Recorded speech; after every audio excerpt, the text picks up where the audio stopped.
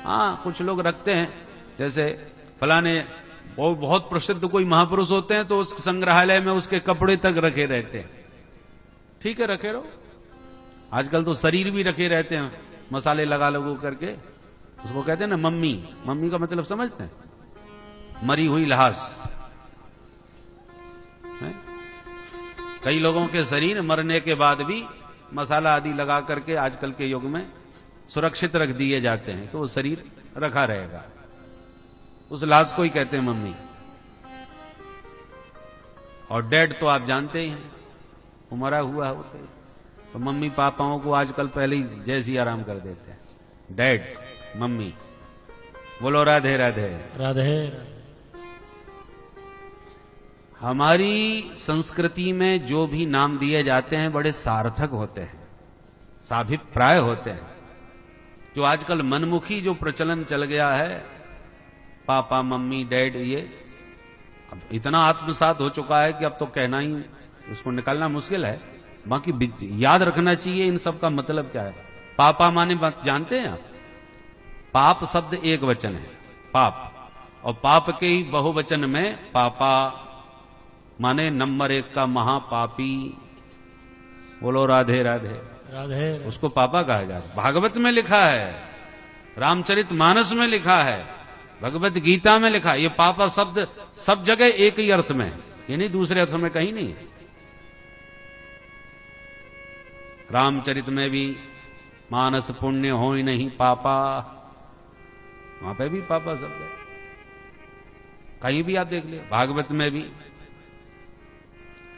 ये न्ये च पापा यदुपाश्रयाश्रया शुद्ध्यन्ति। बड़े बड़े पापी भी, महापापी भी जिनका आश्रय लेकर के शुद्ध हो जाते हैं। सुखदेव जी ने कहा है।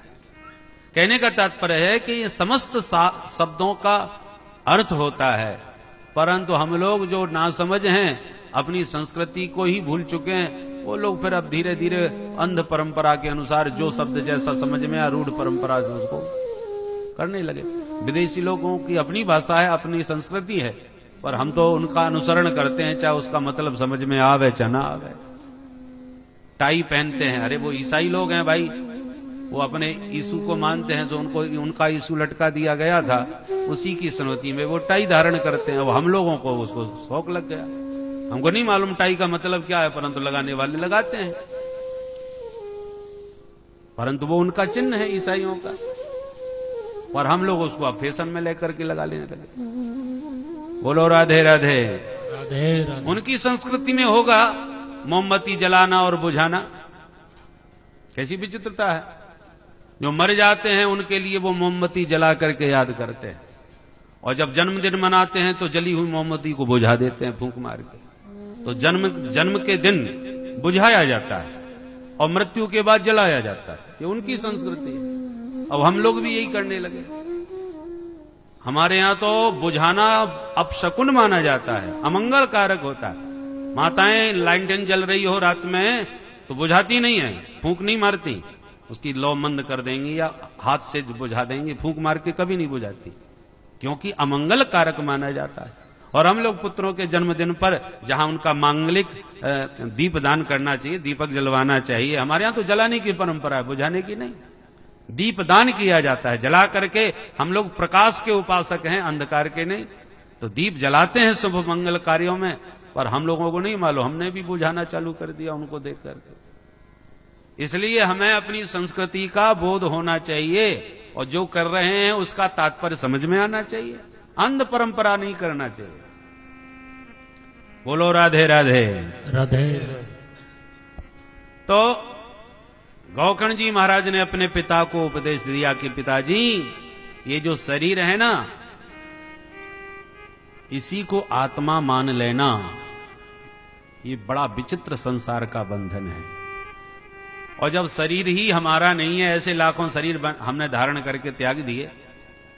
जब भी शरीर मिलता है तो शरीर के संबंधी मिलते हैं, माताजी पिताजी भैया जी बहन जी, ये जितने मिले हैं शरीर के ही नाते तो मिले। अब पिछले जन्म का कोई मैया बाप भाई बंधु याद है क्या? कोई याद नहीं है, सबको भूल गए, एक भी याद नहीं रहा। तो जैसे पिछले जन्म के सब भूल गए, ऐसे इसी जन्म के भी भूल जाएंगे। पर इस जन्म के कब भूलेंगे, जब हमें दूसरा जन्म मिलेगा।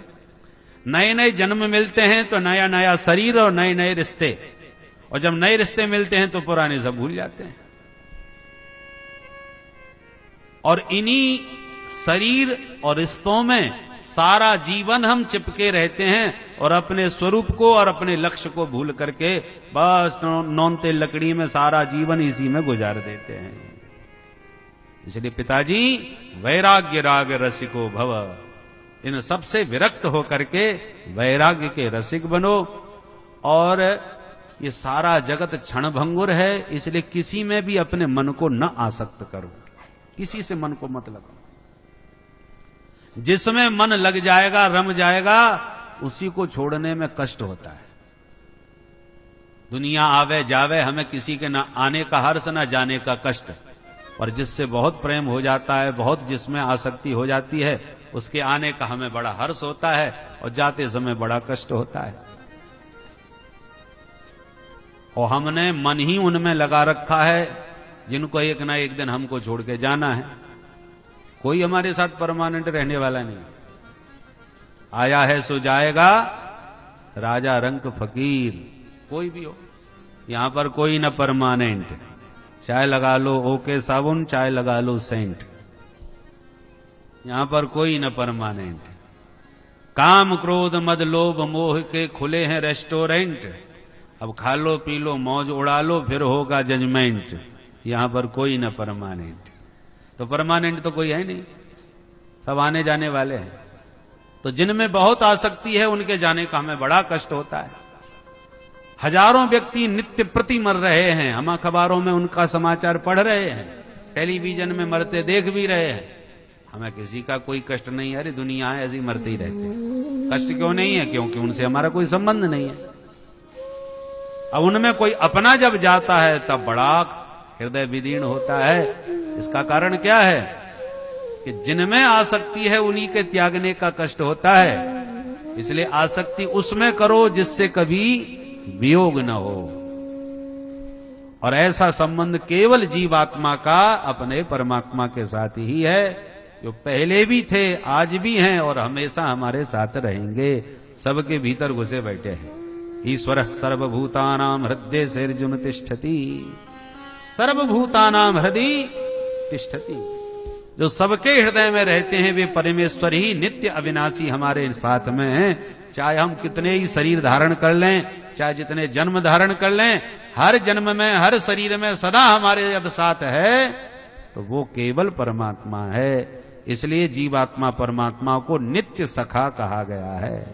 सखा मतलब सह खेलती खादती स सखा, जो सदैव हमारे साथ खेले खावे हमारे साथ रहे, वो सखा है। और ऐसे नित्य सखा केवल परमात्मा ही है।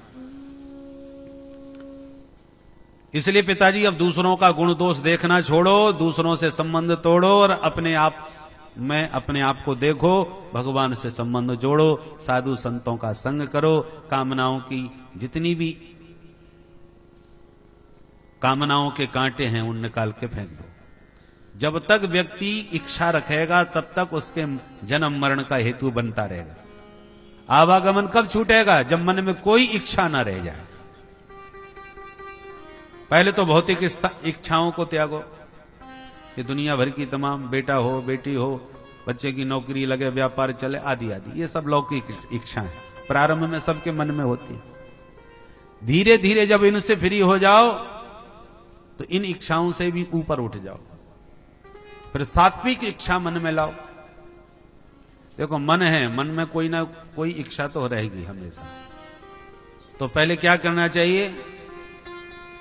तमोगुण और रजोगुण को दबाने के लिए सत्व गुण की सात्विक इच्छाओं को प्रबल करना चाहिए।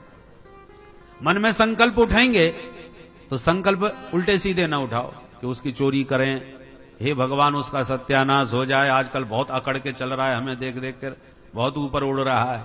ये भी तो इच्छाएं हैं, पर ये तामसी हैं, दूसरों के अनिष्ट के लिए। इन इच्छाओं को, इन बुराइयों को मन से निकालने के लिए पहले सात्विक इच्छा करो। हे ठाकुर जी महाराज, कभी हमें भी इतना योग्य बनाना कि हम भी भागवत करावें। हे ठाकुर जी महाराज, इतनी शक्ति सामर्थ्य देना कि अभी भी कभी तुम्हारे लिए मंदिर बनवावें। हे ठाकुर जी महाराज, हम भी कोई हॉस्पिटल खोलवावें, धर्मार्थ औषधालय चलवावें, आदि आदि। ये सब सात्विक इच्छाएं हैं, परमार्थ की भावना से, कल्याण की भावना से, उपकार की भावना से। इन इच्छाओं के चलते जो फालतू की इच्छाएं वो खत्म हो जाएंगी। भाई कांटे से कांटा निकलता है ना, कंटकेन कंटकोद्धारः, कांटे से कांटे को निकालो। तो ये बुराई उठपटांग की जो बातें दिमाग में आती हैं, अमंगल संकल्प होते हैं, उनको निकालने के लिए मंगलपूर्ण संकल्प करो। फिर जब अच्छे अच्छे सात्विक भाव आने लगे तो धीरे धीरे फिर सत्व को भी निकालने के लिए इन इच्छाओं को भी समाप्त करो। न भागवत करने की इच्छा, न मंदिर बनवाने की इच्छा, और न परमार्थ का कार्य करने की इच्छा, न दया करने की इच्छा, कोई इच्छा मन में न रह जाए। तब जान लेना कि आप त्रिगुणातीत हो गए, सत्व रज तम तीनों से ऊपर चले गए। जिसके भीतर अब कोई इच्छा ही नहीं रह गई, उसको कहते हैं परम निष्काम पूर्ण काम। ये बहुत ऊंची स्थिति है। उस स्थिति में अपने शरीर का भी उस साधक को होश नहीं रहता कि आज हमने कुछ भोजन पाया था कि नहीं पाया। शरीर ने कुछ खाया हो तो ठीक, नहीं खाया तो ठीक, बरसात में पड़े हैं तो ठीक, किसी झोंपड़ी में पड़े हैं तो ठीक, और महलों में पड़े हैं तो ठीक। ये स्थिति जब आपकी हो जाए तब उसको पारमहंस स्थिति कहते हैं, परमहंस गति। वो महापुरुष त्रिगुणातीत कहलाते, बहुत ऊंची स्थिति है। तो धीरे धीरे देखो भाई, कक्षाएं होती हैं, पहले प्राइमरी पास करी, फिर हाई स्कूल में आए, फिर एमए पास किए, फिर पीएचडी भी हो गए। तो धीरे धीरे ही तो ऊंची कक्षाओं में जाते हैं। ऐसी अभ्यास करना चाहिए। जही काम तृष्णाम, सर्वोत्तम स्थिति यह है कि मन में कोई इच्छा न रह जाए, तब आपका आवागमन छूट जाए। फिर आपकी संसार में लौटने की आवश्यकता ही नहीं रहेगी, क्योंकि मन में यदि संकल्प कुछ रह जाएगा शेष, तो आपको लौट के संसार में आना ही पड़ेगा, चाहे किसी भी प्रकार का संकल्प हो। हम देश के लिए कुछ कर नहीं पाए, हम धर्म के लिए कुछ कर नहीं पाए, हम परिवार के लिए कुछ कर नहीं पाए, हम समाज के लिए कुछ कर नहीं पाए, कुछ भी यदि मन में संकल्प रहेगा तो लौट के फिर आकर के तुम्हें करना पड़ेगा। इसलिए जीते जी, ऐसे महापुरुषों को जीवन मुक्त कहा जाता है। जीते ही जी मुक्त हो गए। अरे मरने के बाद मुक्त हो गए क्या नहीं हो गए, ये तो बात की बात है। जीवन मुक्त अवस्था वो कहलाती है जिसके मन में कोई संकल्प, कोई इच्छा न रह जाए, तब वो कह सके जाहि विधि राखे राम ताहि विधि रही। जैसे प्रभु को रखना हो रखे। हमको कोई इच्छा नहीं है कि हम महलों में रहें कि झोंपड़ी में रहें, हमारी अपनी कोई इच्छा नहीं। तब आपका आवागमन समाप्त होगा। संकल्प रहे भाई, बीज होगा तभी तो कोई अंकुर पैदा होगा। जब बीज ही खत्म हो गया तो काय का अंकुर पैदा होगा। और बीज क्या है? संकल्प। संकल्प रूपी बीज रहता है तो जन्म मरण का कारण बनता है। इसलिए कोई इच्छा मन में, जही काम तृष्णाम। भगवान ने गीता के 2 अध्याय के अंत में कहा, विहाय कामान्यः सर्वान् पुमांश्चरति निःस्पृहः निर्ममो निरहंकार सशांतिं अधिगच्छति। भगवान कहते हैं अर्जुन, सर्वान कामान विहाय, जिस प्राणी ने अपने जीवन की सारी इच्छाओं को समाप्त कर दिया, कोई कामना मन में नहीं रह गई, तो क्या होगा? सशांतिं अधिगच्छति, वो परम शांति को प्राप्त करता है। और जो व्यक्ति के भीतर जितनी इच्छाएं होंगी, कामनाएं होंगी, वो उतना ही अशांत रहेगा। जैसे आपकी इच्छा है कि हे ठाकुर जी महाराज, मेरे हाथ से एक धर्मशाला बन जाए, तो बुराई का काम तो नहीं, अच्छा काम है। पर अब धर्मशाला कहां बने, तो जमीन कहां से खरीदूं, तो फिर इतनी कितना खर्चा आएगा, फिर कौन सा नक्शा कैसा बनाऊं, तो ये अशांति का कारण बना कि नहीं? आपको उस धर्मशाला से जो लाभ होगा वो तो बाद की बात है। आपका नाम होगा या कुछ भी होगा, वो तो बाद में मिलेगा भी कि नहीं मिलेगा वो भरोसा नहीं, क्योंकि आजकल बने बनाए मठों पर लोग कब्जा करके अपना घर बना लेते हैं, तो धर्मशाला कब तक चलेगी उसका भी भरोसा नहीं।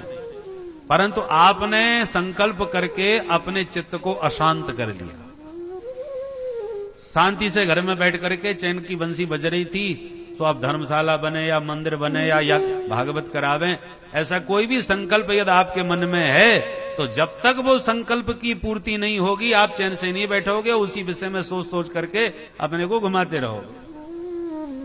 इसलिए संन्यास स्थिति और परमहंस स्थिति में कब पहुंचोगे? जब अच्छी बुरी कैसी भी इच्छा मन में शेष न रह जाए। बुरा तो संकल्प होना ही नहीं चाहिए, अच्छा भी न रहे, तब त्रिगुणातीत आप हो गए, आपका आना जाना खत्म हो गया। क्योंकि यदि संकल्प शेष रह के शरीर छूटेगा तो शरीर में जो संकल्प रह गया है वो उसे पूरा करने के लिए फिर शरीर मिलेगा। इस प्रकार गौकर्ण जी ने ऐसा आत्म तत्व का उपदेश आत्मदेव को दिया कि आत्मदेव को प्रबल वैराग्य संसार से हो गया। सब छोड़ छाड़ करके जंगल में जाके भजन करते आत्मदेव का उद्धार हुआ।